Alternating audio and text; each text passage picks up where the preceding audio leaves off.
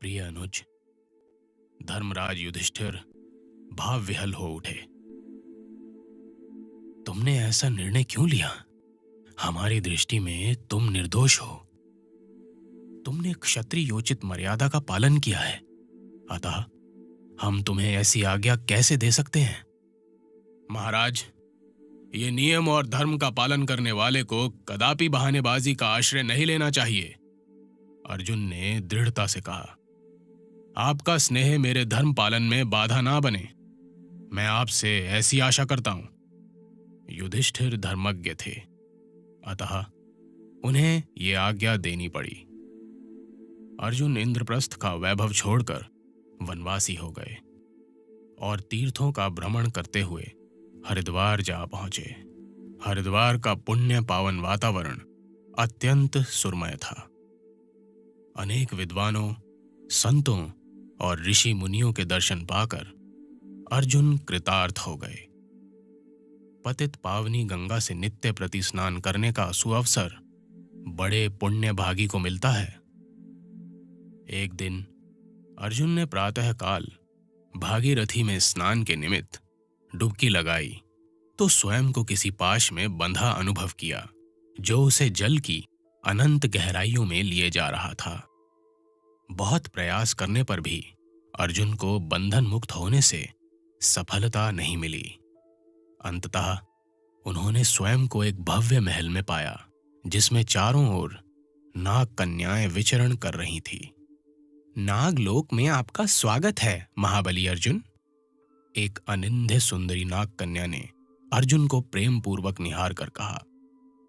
मैं ऐरावत वंश के नागराज कौरव की कन्या उल्पी हूं। मैं आपको प्रथम दृष्टया ही आप पर आसक्त हो गई और आपके प्रेम में वशीभूत होकर मैं आपको यहां ले आई। मैं प्रेम में विवश हूं, अतः मुझसे ये अपराध हुआ, परंतु आप मुझे दया की पात्र समझें और अपने प्रेम से मेरे हृदय को सिंचित करें। अर्जुन ने उस प्रेम पुजारिन की दशा समझते हुए उसके प्रेम प्रस्ताव को स्वीकार किया और उस रात्रि उल्पी के दिव्य महल में विहार किया। जब अर्जुन वहां से चले तो उल्पी ने उन्हें सभी जलचरों से अभयदान का वर दिया और अपने प्रेम को चिरस्मरणीय रखने का प्रण किया।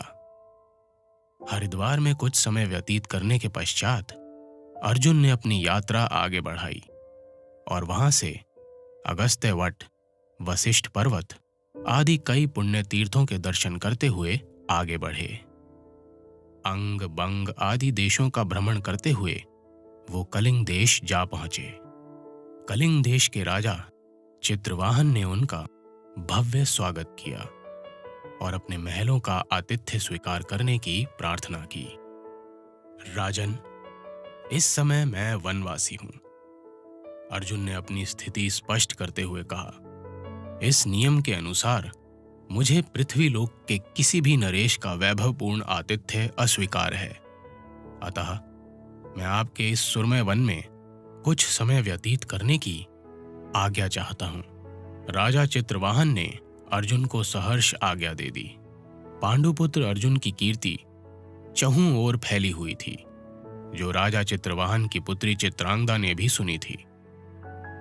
जब उसने सुना कि राजसी उद्यान में अर्जुन ठहरे हुए हैं, तो वो उनकी एक झलक पाने का लोभ सवरण ना कर सकी। जब वो उद्यान में अपनी सखियों के साथ पहुंची तो अर्जुन का कामदेव जैसा स्वरूप देखकर उनके प्रेम में बंध गई। कुछ ऐसी ही दशा अर्जुन की भी हुई। चित्रांगदा का रूप लावण्य अप्सराओं जैसा था। अर्जुन का हृदय भी उसके प्रेम में आसक्त हो उठा। चित्रांगदा जब अपने महल में लौटी तो जैसे वो अपना सब कुछ उद्यान में छोड़ आई थी। अब वो उदास रहने लगी। राजा चित्रवाहन को जब इसके बारे में पता चला तो वो गहन सोच विचार के बाद अर्जुन के पास गए। हे नरश्रेष्ठ, राजा चित्रवाहन अर्जुन से बोले, मेरी पुत्री चित्रांगदा आपसे अतिशय प्रेम करने लगी है। इसी प्रेम के कारण वो खाना पीना, सोना और मुस्कुराना तक विस्तृत कर चुकी है। आप मुझ पर कृपा करें और मेरी पुत्री का वरण करें, अन्यथा वो यूं ही अपने प्राण त्याग देगी। महाराज, अर्जुन ने विनयपूर्वक कहा, सत्य तो ये है कि मैं स्वयं भी चित्रांगदा से विवाह करने का इच्छुक हूं, परंतु आपके वंश की परंपरा के कारण संकोच में था। आप ठीक कह रहे हैं कौन्ते, चित्रवाहन गंभीरता से बोले। हमारे वंश में कन्या का विवाह पुत्री का धर्म के अनुसार किया जाता है। आप हमारी प्रार्थना स्वीकार करें और हमारी पुत्री के प्रेम तथा हमारी परंपरा दोनों का सम्मान रखें। अर्जुन ने राजा चित्रवाहन का निवेदन स्वीकार किया और चित्रांगदा का वरण किया। वहां अर्जुन कई वर्ष तक अपनी पत्नी के साथ सुखपूर्वक रहे। इस अवधि में चित्रांगदा के गर्भ से अर्जुन को पुत्र रतन की प्राप्ति हुई, जिसका नाम वृभुवाहन रखा गया। इसके बाद अर्जुन अपनी पत्नी और पुत्र को कलिंग में ही छोड़कर तीर्थाटन के लिए निकल पड़े। अब अर्जुन के हृदय में अपने प्रिय सखा और इष्ट द्वारकाधीश भगवान श्री कृष्ण से मिलने की उत्कंठा जागृत हो उठी थी।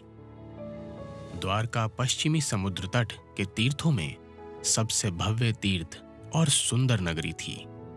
भगवान श्री कृष्ण की राजधानी द्वारका वास्तुशिल्प का ऐसा अद्भुत नमूना थी जिसकी तुलना सोने की लंका से की जाती थी।